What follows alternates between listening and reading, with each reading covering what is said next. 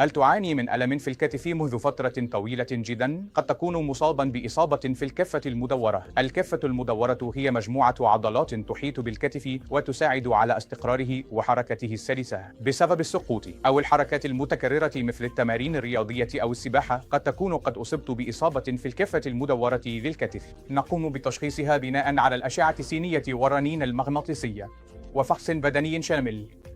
بمجرد التشخيص يمكن أن يكون علاج إصابة الكفة المدورة إما عن طريق العلاج الطبيعي أو الحقني أو جراحة بالمنظار.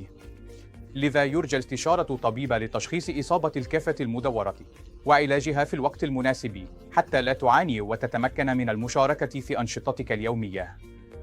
شكرا جزيلا.